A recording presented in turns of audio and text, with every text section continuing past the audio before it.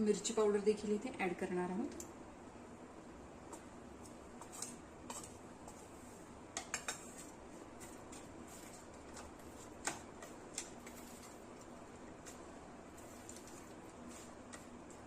थोडीशी कोथिंबीर.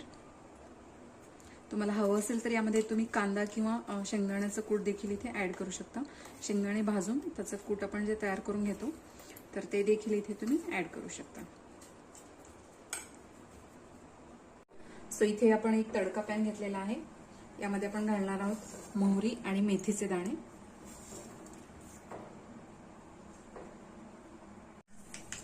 सो मोहरी छान तडतडली की यामध्ये आपण घालणार आहोत जिरे. गॅस बंद करायचा आहे कारण तेल ऑलरेडी तापलेलं असतं. सो इथे आपण घालणार आहोत हिरवी मिरची आणि नंतर थोडीशी कोथिंबीर आणि सर्वात शेवटी हळद.